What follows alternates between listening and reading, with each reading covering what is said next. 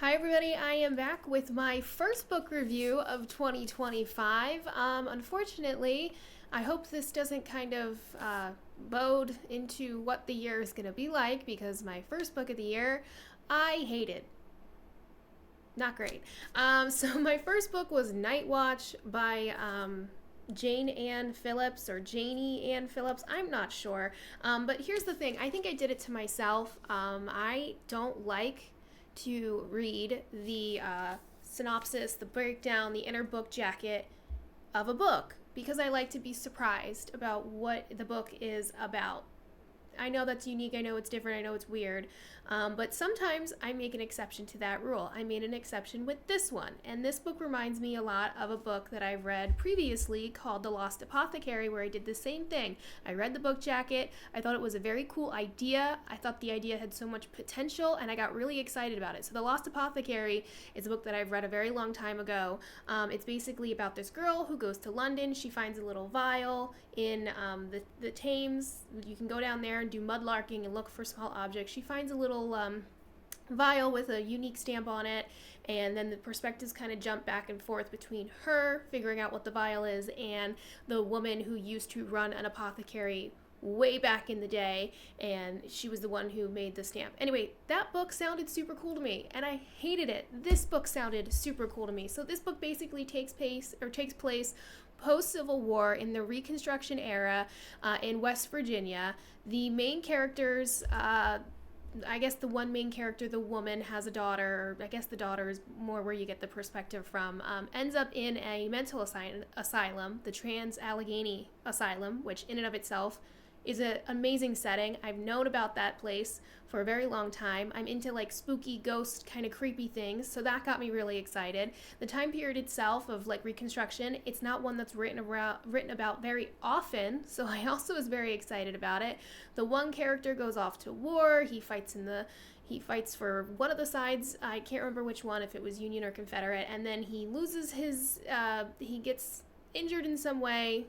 He loses his memory of who he is and where he's from, and in a roundabout way, they both end up at the Trans-Allegheny mental asylum, and it had so much potential. It could have been so cool. You could have had like a spooky angle to it. You could have had a lot more interesting like romance leading into it. You could have had like it could have gone in so many different directions, and I just hated it. The book is written in, I want to say, 4 or 5 different perspectives, 2 of which are so difficult to read and understand that you find yourself just struggling the whole time.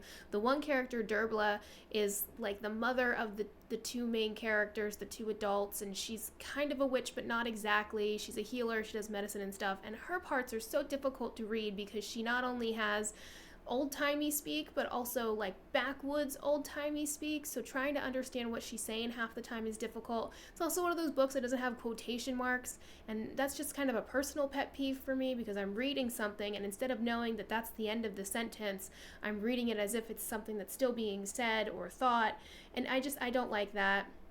The other perspective was this kid named Weed, and his stuff was also chaotic because he's a little kid and he's also not educated and doesn't really necessarily know the proper way to speak and refer about things.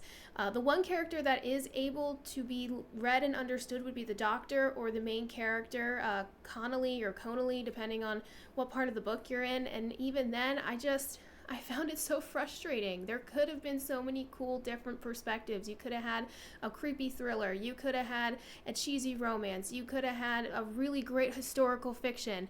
And just none of the plots ever fully connected. And it just wrapped up in the most annoying kind of way.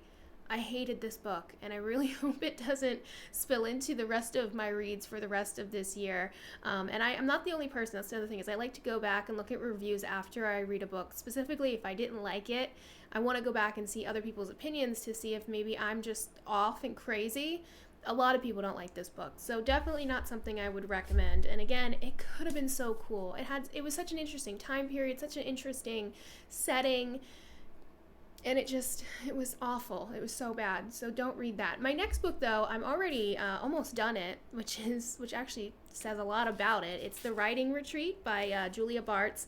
Like I said, I think I have 100 pages left. I am tearing through this. I am loving it also. So when I get a review for this one up, I probably will end up recommending it. Let me know if you have read either The Writing Retreat or this, The Night Watch, and let me know your thoughts and feelings. Were you also kind of disappointed with how things ended up?